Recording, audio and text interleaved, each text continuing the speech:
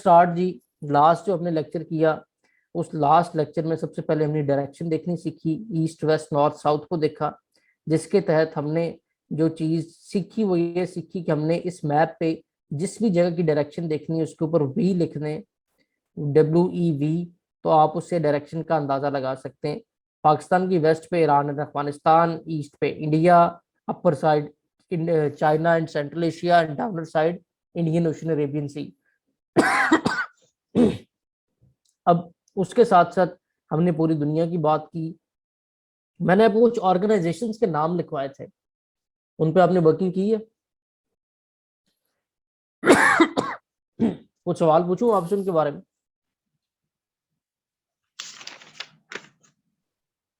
पूछूं कि ना पूछूं? खामोशी बता रही, ना पूछें अभी, पूछे मैंने अगली पूछे क्लास। सर, पूछे पूछे सर। अच्छा पूछ लूं। ट्रांसपेरेंसी इंटरनेशनल का ऑफिस किधर है?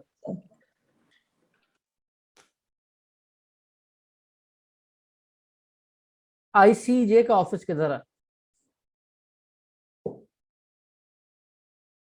इसका भी नहीं पता? ये तो पेपर में बार बार सवाल आता है यार। ICJ का ऑफिस किधर है? कह रहे हैं पूछे पूछे, सारा जवाब कोई भी नहीं दे रहा। जो ये कह रहे थे पूछे वो भी जवाब नहीं दे रहे, कैसी नहीं बात सर, है? ये काफी मतलब नहीं लिखे ना, तो सर स्पीड स्पीड में काफी रह गए। जितने सबमिट करवाने थे वो याद किए हैं, थोड़ा जहन में है। Very good. Very good. जितने सबमिट करवाने थे वो याद किए हैं। जरा ये देखें कितना खूबसूरत जवाब है सुहेल का। अच्छा जी, उसके बाद मुझे आप ये बताएं कि सार्क के कितने मेंबर हैं? 8 है सर। 8 हैं। चले, कोई जवाब तो है। सार्क का ऑफिस किधर है? ये सर काठमांडू में sir, Nepal. Very good. Dhaka. Dhaka, Kathmandu? Kathmandu sir, sorry sorry Kathmandu. Sir, Kathmandu. अच्छा जी। और उसके अलावा ICJ का ऑफिस किधर है? आईसीजे का सर नहीं हॉग पता। में, हेग में। ICJ का हॉग में। IC very good. इंटरनेट। ठीक ठीक है, नीलम ने ठीक बताया। और जी OIC सर। का किधर है? ओआईसी का सर मैंने याद किया था, सऊदी अरब में सर। सऊदी अरब में? सऊदी अरब बहुत बड़ा है, उस पर कहाँ पे? ये सर जिद्दा जद्दा। में। आज वेरी गुड। अभी असाइनमेंट को जरा दोबारा बेटा, इसको ये जरूरी है, इसको अभी जी तक सर। मेमोराइज नहीं किया तो अभी मेमोराइज कर लें। नेक्स्ट लेक्चर मैंने फिर दोबारा उसी असाइनमेंट के सवाल पूछने। खैर, अभी सिर्फ इन 5 मिनट्स में आपको ये जहाँ पे लेक्चर छोड़ा था वहां तक दोबारा ले आता हूँ। चाइना जो सा है वो इमर्जिंग इकोनॉमी है। पाकिस्तान समेत पूरी दुनिया की सबसे ज्यादा इंपोर्ट जो सी वो चाइना से ही है। एक्सपोर्ट पाकिस्तान की सबसे ज्यादा अमेरिका से है। ठीक है। इन टर्म्स ऑफ टेरिटोरियल पावर सबसे बड़ी पावर रशिया है। ठीक है। रशिया और चाइना दोनों कंट्रीज 14 ईच कंट्रीज के साथ बॉर्डर शेयर करती हैं। ये आपका सेंट्रल एशिया है, that is a part of landlock countries. और लैंडलॉक कंट्रीज जो सेंट्रल एशिया में, दीज आर 12। ठीक है। इसके साथ यहाँ पे आपका अगर रशिया से आप जब यूरोप में एंटर होते हैं, these are Baltic state, these are known as Baltic state due to Baltic Sea जो पे यहाँ पे। और उसके साथ साथ इनका कैपिटल पूछा जाता है एस्टोनिया, लेटवा, लेटवाना। ठीक है। फिर ये स्कैंडिनेवियन कंट्रीज है, नॉर्वे, डेनमार्क, स्वीडन। ठीक है। These are well known due to their 100% literacy rate, 0% crime rate, and most peaceful, caring, loving countries of the globe। ठीक है। उसके बाद यूरोप है। यूरोप में जो रिसेंट एक ही MCQs आया वो ब्रेक्जिट का था 2013 में जो हुआ, जिसमें ग्रेट ब्रिटेन वाले यूरोपीय यूनियन से अलग हो गए। फिर अमेरिका है। अमेरिका और कनाडा के दरमियान जो border, that is 49 parallel line. America के जो प्रेसिडेंट जो बाइडन है, it's 46th president of America. और उसके अलावा वो पार्टी किससे बिलोंग करता है वो भी आपके असाइनमेंट में था, इसलिए मैं आपको वो नहीं बताऊंगा। उसके डेमोक्रेटिक। Very good. उसके बाद जो साउथ अमेरिकन पार्ट है, इसका मैंने आपको बताया Venezuela is oil producing. And Venezuela और नाइजीरिया ये वो है जिनका सबसे ज्यादा ऑयल US में जाता है। उसके बाद जो आपका ये वाला पार्ट है साउथ अमेरिकन कंट्रीज, ये स्पोर्ट्स लविंग कंट्री है। ठीक है। और फुटबॉल के रिलेटेड जो सवाल आते हैं उसमें को ब्राजील जीता जूता होता है, और यहाँ से कोई सवाल नहीं आता। अगर आएगा तो वो ये कैरेबियन सी के बारे में सवाल आएगा जो जरा टेक्निकल क्वेश्चन है। ये connect south America, north America या सेंट्रल अमेरिका। ठीक है।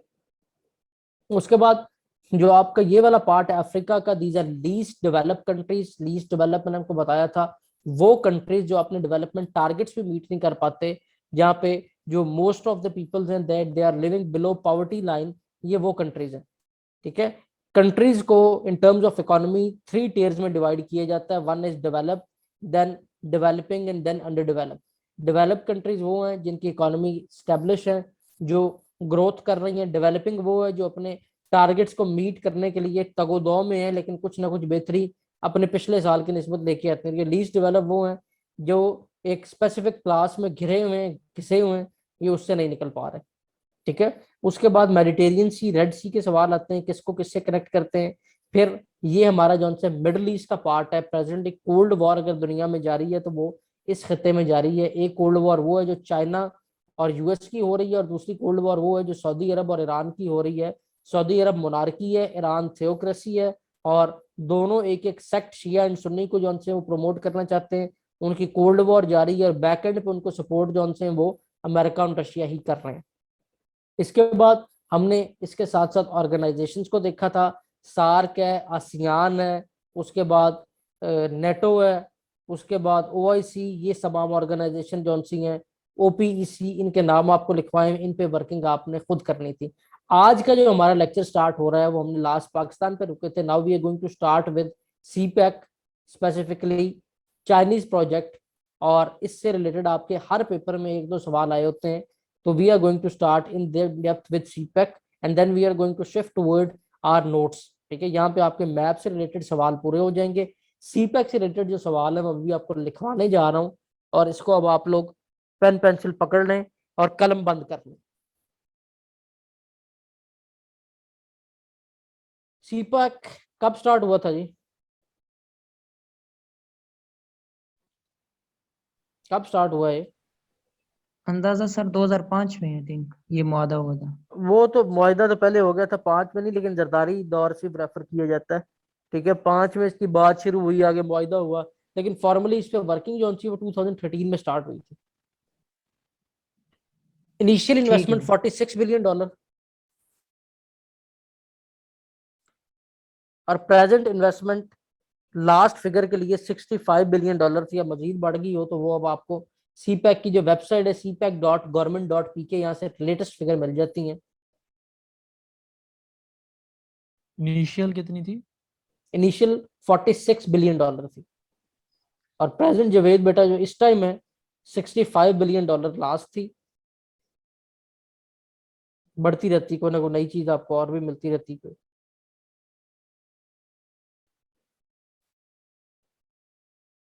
सीपैक के under basically 3 type of project हैं आपके। First is infrastructure development project.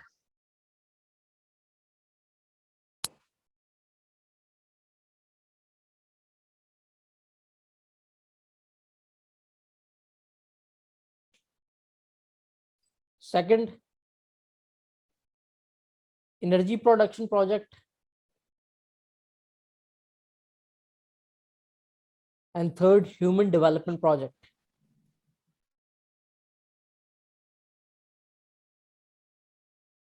Infrastructure development, energy production and human development projects.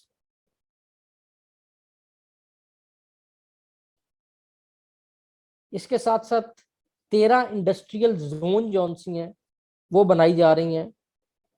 इसके जो रूट के ऊपर इंडस्ट्रियल एरिया स्पेसिफिक दी जा रही है, जो इंफ्रास्ट्रक्चर डेवलपमेंट है उसी के अंडर ही आता है। इंफ्रास्ट्रक्चर डेवलपमेंट में आपको मोटरवे मिली सबसे बड़ी, that connects Gwadar till Gilgit.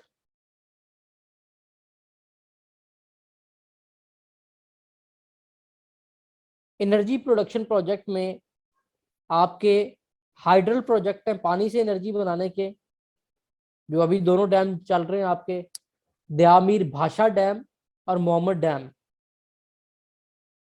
Indus river पे, एक गिलगित में है, दूसरा मोहम्मद एजेंसी में।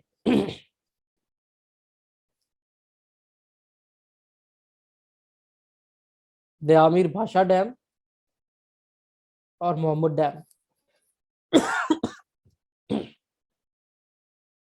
इसके साथ कोल का जो आपका सबसे बड़ा प्रोजेक्ट हुआ वो साहिवाल कादराबाद में सबसे बड़ा कोल एनर्जी प्रोडक्शन यूनिट लगा।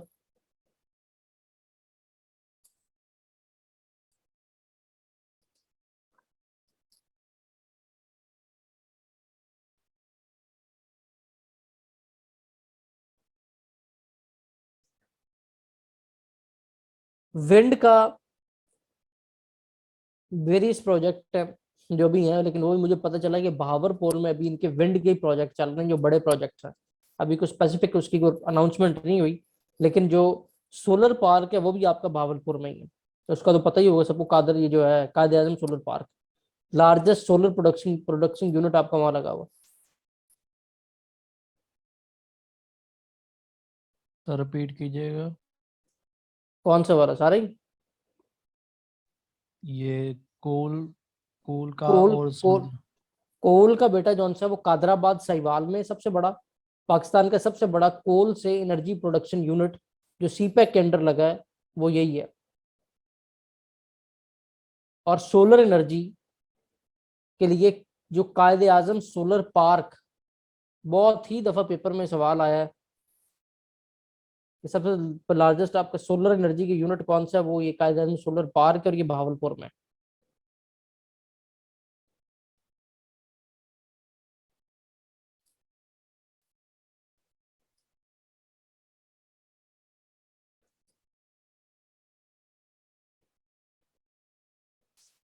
इसके साथ जो आपके ह्यूमन डेवलपमेंट प्रोजेक्ट्स हैं उसमें फिर आपके वेरियस प्रोजेक्ट हैं, उनको ऐसे कुछ का सवाल नहीं आता।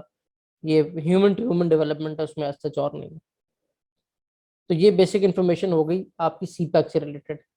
एक सवाल पेपर में बेशतर दफा आपने खुद भी देखा होगा, केकेएच की आपसे लेंथ पूछी जाती है और सीपैक की जो आपकी मोटरवेज है उनकी लेंथ पूछी जाती है। तो ये आपने देख लेनी। 554 है आई थिंक आपके केकेएच की लेंथ, जो पुरानी पाकिस्तान साइड पे थी। अब मोटरवेज की जो लेंथ है वो आपने उनकी वेबसाइट से रिसेंट फिगर देख लेनी, क्योंकि अभी ये अनाउंस होता जा रहा है। Overall from you can say Gwadar till Gilgit, उसकी लेंथ आपने उनकी वेबसाइट से देख लेनी।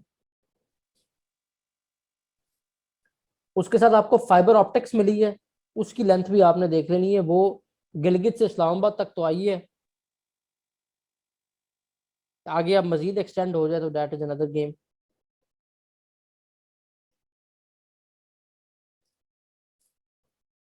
अब यहाँ पे सिर्फ एक चीज हमने समझनी है और उसके बाद हमारा मैप के सवाल खत्म हो जाएंगे। सीपैक के बारे में एक सवाल आपने पेपर में रिपीटेडली पढ़ा भी होगा, देखा भी होगा कि सीपैक बनाने का चाइना का मकसद क्या था, तो बता सकता? अपनी इकोनॉमिक को स्ट्रॉन्ग करना। ये तो बात ठीक हो गई, और क्या था? सर इकोनॉमिकली, सोशली, कल्चरली और एक और स्ट्रेटजिकली। स्ट्रेटेजिकली। एक्सीलेंट। ठीक है, तो ये हमजा क्योंकि मेरे सीएसएस के स्टूडेंट है, हमारा हमजा, रूज, ये लोग अगर को आंसर देते हैं तो आपने घबराना नहीं, क्योंकि इन्होंने मेरे साथ 4 महीने का पूरा सीएसएस का डिटेल सारा कोर्स कवर अप किया हुआ। ठीक है, तो बेसिकली जो चाइना का एक विजन था, जिसको आप एक स्मॉल पर्सपेक्टिव में जब देखते हैं तो आप कहते हैं इकोनॉमिक रीजन था, कि सिर्फ और सिर्फ उसने अपना डिस्टेंस रिड्यूस किया है। सिर्फ ये रीजन नहीं था, सबसे बड़ा जो रीजन था वो स्ट्रेटेजिक रीजन था। स्ट्रेटेजिक रीजन ऐसे कि यहाँ पे आपके ट्रेड पॉइंट्स हैं जिनको स्ट्राइट्स ऑफ मरक्का जो उनसे यहाँ पे एक वो चोक पॉइंट है जिसको बंद कर दिया जाए तो इंटरनेशनली 85% ट्रेड जो उनसी वो रुक सकती।